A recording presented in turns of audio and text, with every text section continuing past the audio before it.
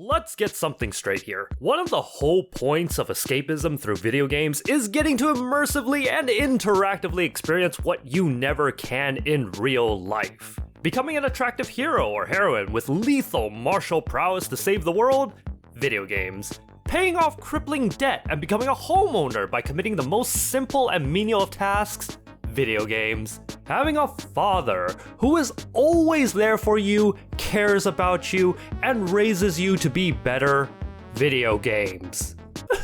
And now, using revolutionary technology and the wonders of modern story crafting, the geniuses over at BlueTwelve Studio and Annapurna Interactive have magnanimously granted us unworthy nerds the opportunity to become that which we are all deep down inside.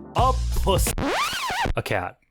We're all cats. Please refrain from making crude kitty jokes.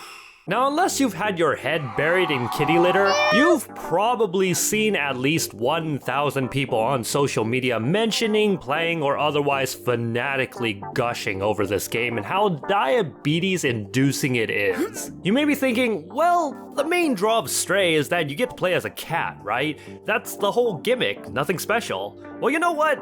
You're absolutely correct. And just what is wrong with that? Why wouldn't you want to be a cat doing cat things? What better life could you possibly live on this earth?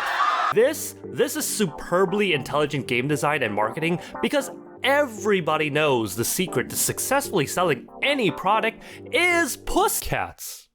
The secret is cats. Please refrain from making crude kitty jokes.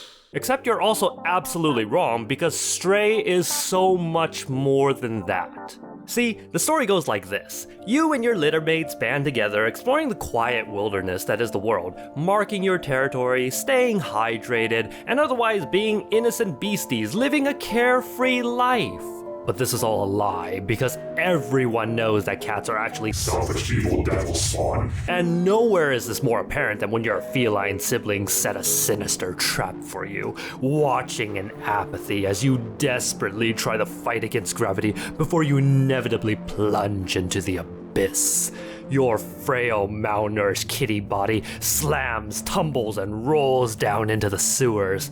And despite having a triumphant moment of determination where you stand up and limp around a little, your fragile kitty bones nonetheless snap, and you crumple to the cold, fetid ground and succumb to nothingness. Or at least that's how the plot would go if a sorry, cynical, sadistic sod like myself were in charge, but alas, our tough tabby tarries on, led deep into a strange, silent city by what ends up becoming your drone partner throughout the game. What follows is a straightforward but poignant little tale of a world of humanity without any actual humans. By and large, the vast majority of your interactions will be with companions, highly advanced and emotive AI platforms that closely mimic humans in behavior, if not quite form. Sure, there's the occasional sentinel too towards the end of the game, but they're not too interested in talking, and the only other biological creatures you come across other than fellow cats at the beginning are giant blood-sucking mutants called Zerks. And yes, you can die to them. That's right, you can get sucked to death if they latch onto your pussy. Thus, it quickly becomes apparent that according to time-honored traditions of science fiction, not only is the narrative of Stray a far-flung futuristic one, it's also post-apocalyptic, or maybe even just regular apocalyptic in the original classical sense of the word. In fact, the immense scope of time that has passed in Stray is touched upon through translations of artifacts and murals such as this one. On the surface level, the story of Stray unfolds as a journey to pave a path back to the outside. But while you do so commandeering a cat, you're also helping your computerized comrade B12 steadily collect and reclaim a series of lost memories. It's through the act of remembering that we get the point and perhaps even part of the overall message of Stray. The lore behind the game is what draws the player in to uncover just what brought about this future and what still remains. From the origin of the Zerks to the fate of humanity outside the walls. It feels less like you're playing a game and more like you're experiencing a short story. As such, the gameplay itself is very straightforward and simple. It's an adventure puzzle platformer, so this is not going to be up to everybody's speed. That said, there is one dedicated chapter to a combat-esque setup and another one where Stray transforms into Muto Gear featuring Solid Snake. The former is initially satisfying to watch, but quickly turns tedious at best, while the latter is probably the most action your kitty is going to get here, even if the ramifications for failure are unpleasant. Otherwise, Stray's mechanics really operate under the premise of Cat the video game. Curiosity must be your driving force, and it won't get you killed much. Exploration and discovery are the keys to completing the game in terms of its main story, the occasional collection-based side quests, and especially the retrieval of BlueTwelve's memories. You must hone your powers of observation and push them beyond their limits by becoming one with your inner cat.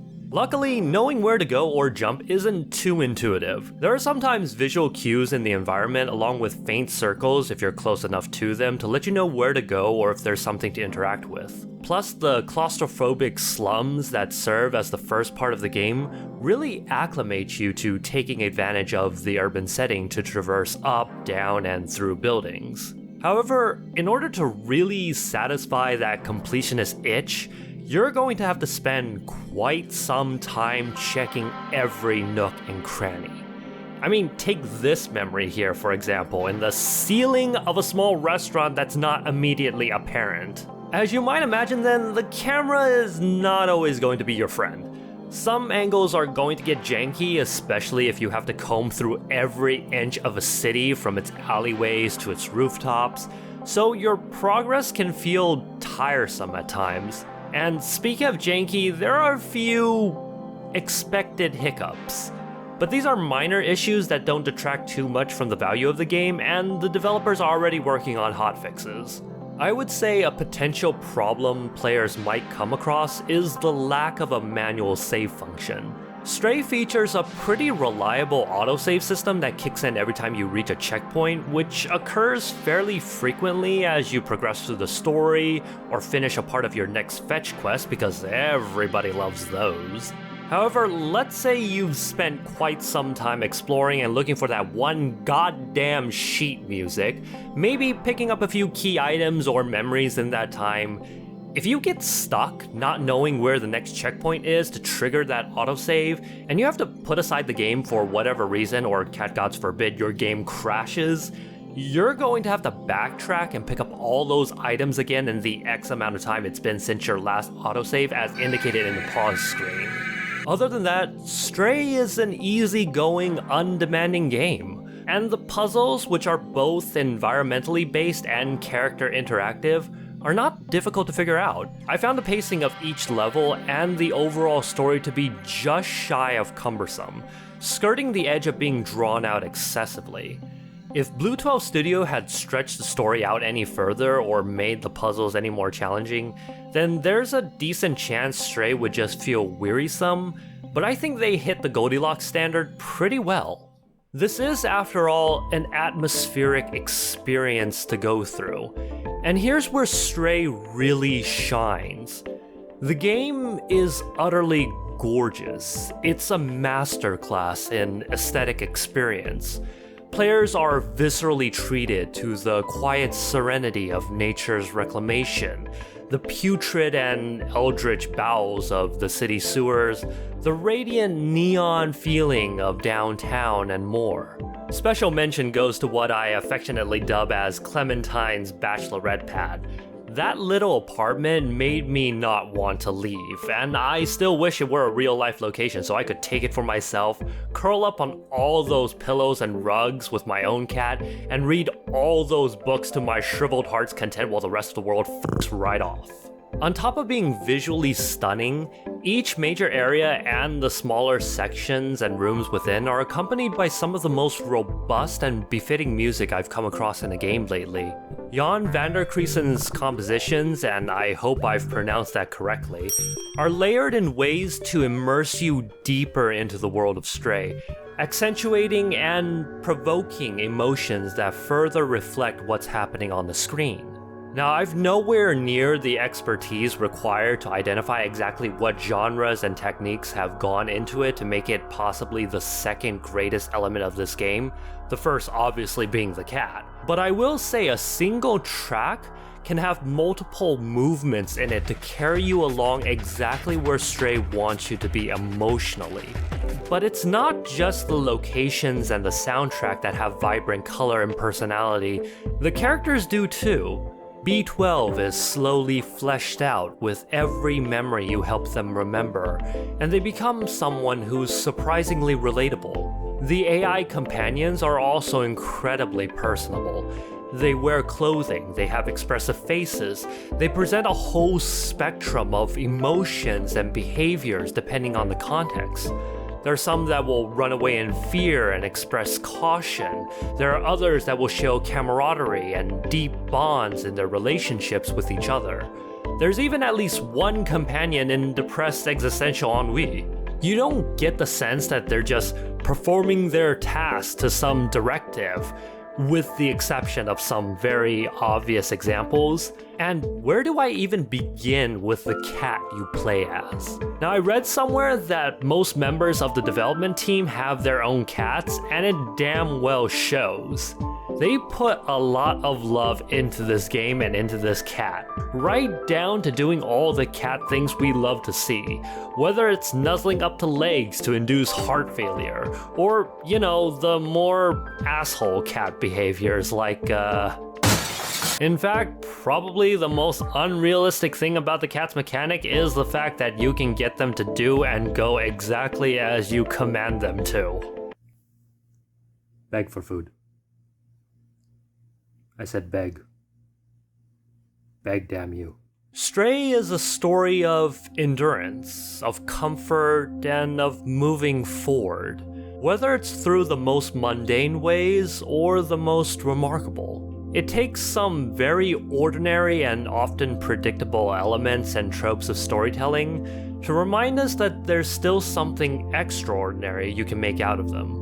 Now, some people have and will continue to simplify Stray as a mere cat simulator, but they're only scratching the surface. There are themes of classism, ecological sustainability, transhumanism, and more interwoven in the background that aren't shoved down your throat with an agenda. Now, is Stray worth all the hype you've been seeing on your feed? No. Let's face it, if you didn't get to play as a cat in the first place, this game would not be getting as much attention as it is. And the story definitely could have been told without relying on a cute cat as the deuteragonist.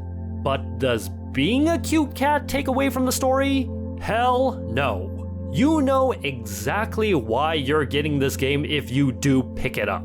BlueTwelve Studio designed this game for a very specific audience, and it shows. It's not for everyone, but I think they hit the mark they were aiming for. It may not be right on the bullseye, but it's pretty damn close. That being said, if you want to experience this game for yourself and not just watch a famous YouTuber like me play it, I would recommend you wait until it's on sale or comes in a sweet bundle deal.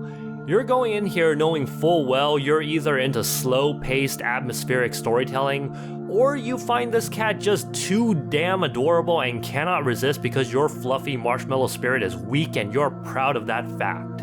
Or both. Both is good. Stray is not the greatest game ever, OMG. It's not a masterpiece that's going to be Game of the Year 2022, and it's not the most original endeavor in the art of video games. But it does do exactly what it sets out to do, and it is memorable. just like the narrative in it tells, it's going to linger on in our minds. And no matter what anyone says, that is still one flippin' adorable cat. Huh. I just realized this is the second review I've done related to cats. Guess I really love pussy.